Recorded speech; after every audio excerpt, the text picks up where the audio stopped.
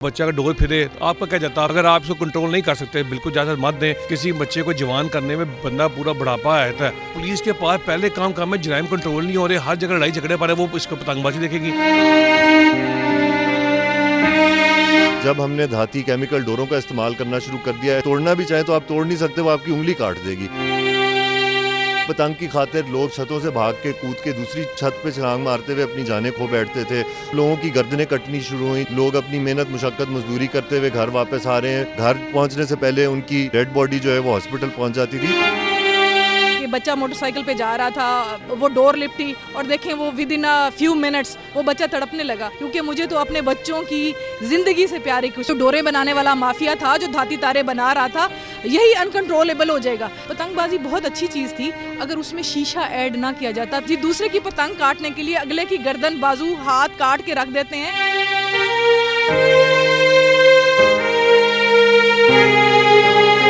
पाकिस्तान तहरीक इंसाफ से मेंबर सूबाई assembly Farah moon हमारे साथ मौजूद हैं।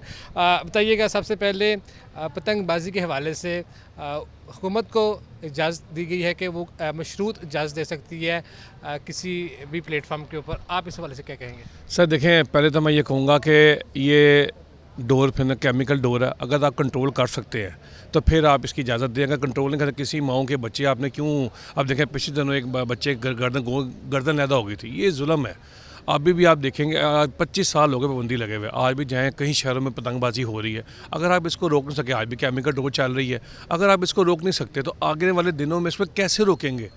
अब डीसी ने ये काम करना, डीसी का और काम खत्म हो गया कि इसको पतंगबाजी का इसमें शो इजाज़त उसने दे दी है। अब आप पुलिस के पास पहले काम है, जराइम कंट्रोल नहीं हो रहे, हर जगह लड़ाई झगड़े पर है, वो इसको पतंगबाजी देखेगी। इसलिए मेरे ख्याल में कुछ सोचना चाहिए। कोई ऐसी अगर आपने इजाज़त देनी है, मेरे ख्याल में पहले तो मैं तो नहीं, अगर आप इसको कंट्रोल नहीं कर सकते बिल्कुल इजाज़त मत दें। क्योंकि माओ के बच्चे आप ज़रूर ख़राब करने इसके ऊपर।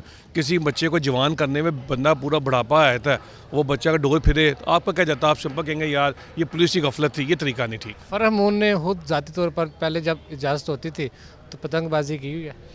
सर देखें, तब हम कॉलेज दौर में थे, कॉलेज दौर में पतंगबाजी करते थे, बिल्कुल हम करते थे। लेकिन जब हमारे बच्चे हुए, हमें 2010-11 में मुझे एहसास हुआ कि यार जो फीलिंग उसकी है वो मेरी भी है, मेरी माँ की वही फीलिंग है, मेरे बेटे की मेरी वही फीलिंग है।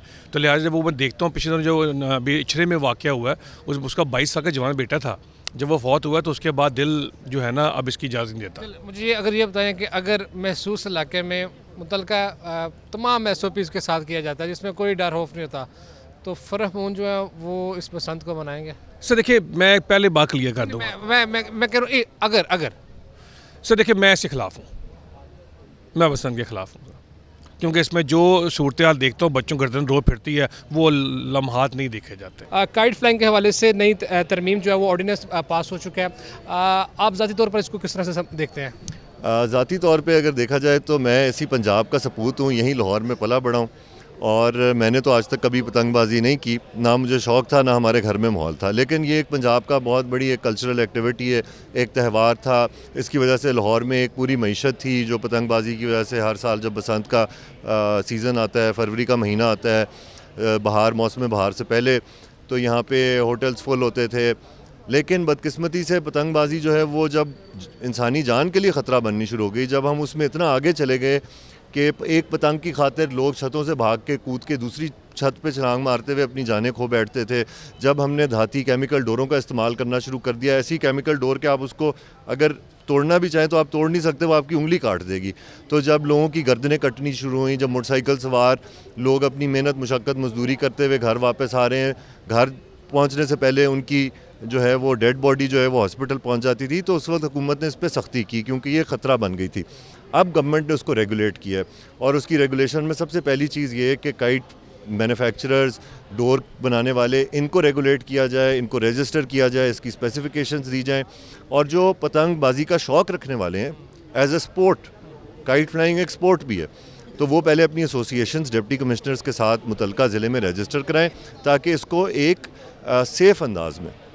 इसमें मेरा एक सवाल ये है, जितने चैलेंजेस हैं इसमें इस्तेमाल होगी, डिप्टी कमिश्नर इस्तेमाल होगा, पुलिस इस्तेमाल होगी, इतना वक्त है कि हम एक नई मुसीबत उनके ऊपर लेकर आ रहे हैं?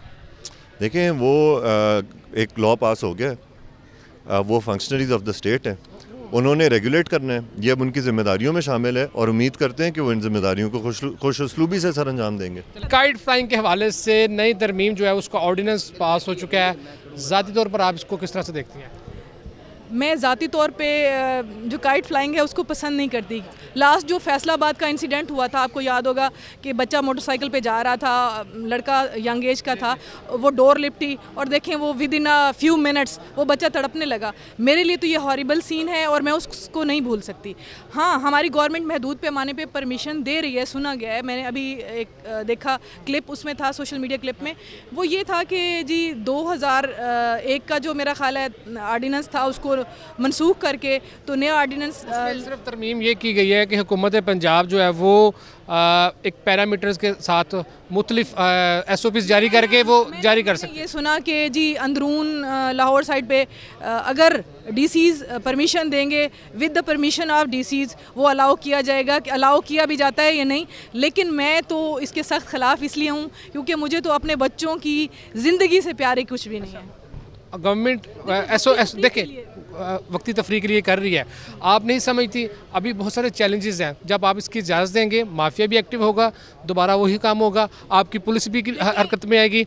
डिप्टी कमिश्नर के लिए डोरे बनाने वाले लोग हैं, ये जो डोरे बनाने वाला माफिया था जो धाती तारे बना रहा था, यही अनकंट्रोलेबल हो जाएगा। मैं कहती हूँ ये जो माफिया था इसने ऐसी डोरें क्रिएट कर ली। पतंगबाजी बहुत अच्छी चीज़ थी, अगर उसमें शीशा ऐड ना किया जाता, तारों के ऊपर वो शीशे की जो उन्होंने कोटिंग की लेयर्स लगाई वो बड़ी हॉरिबल थी। मैं हैरान होती हूँ कि डोर बनाते हुए जी दूसरे की पतंग काटने के लिए अगले की गर्दन बाजू हाथ काट के रख देते हैं।